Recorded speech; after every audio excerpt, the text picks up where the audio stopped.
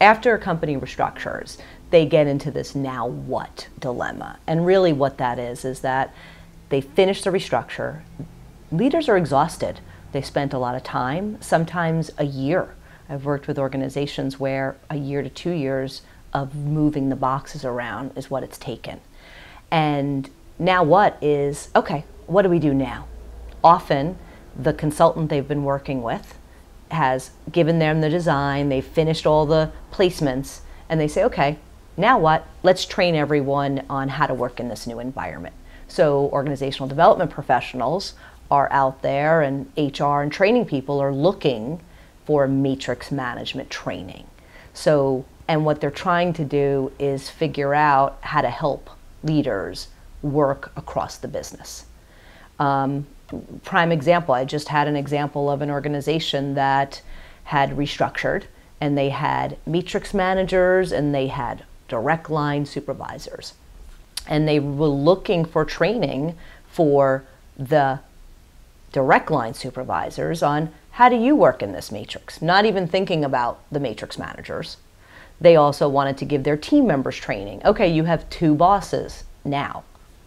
Let's figure out how to navigate. And part of the challenge with that is that's really not solving the real problem, right? It's just putting you in a reactionary mode because you finished restructuring.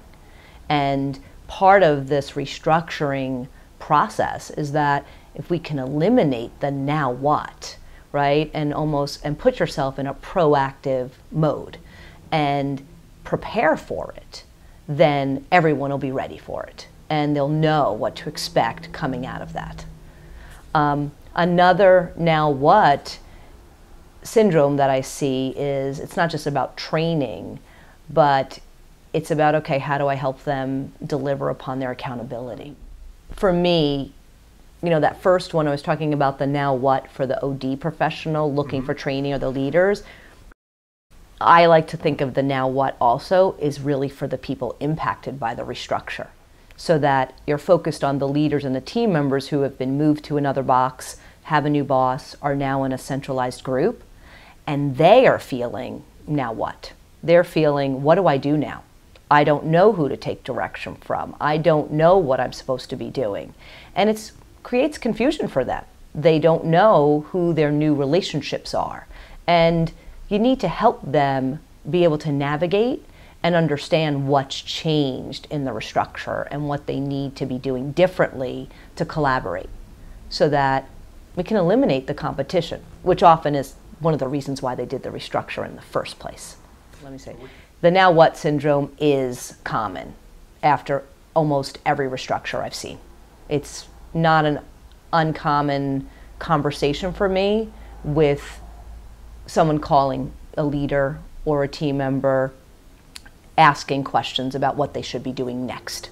And often, it's interesting, I had one client who almost felt abandoned by their other consultant because they've done the restructure and they've left and they don't know what to do next. So they're stuck in this position just in their own minds thinking, now what do we do? We've got people who don't know how to work in this environment.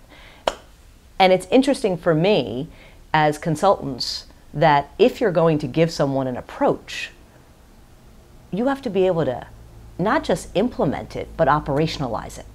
And I think that's a key piece that's missing, is that regardless of what structure you put in, if you don't operationalize it right, most likely they're going to try to restructure in another 2 years because they didn't fix it from that perspective.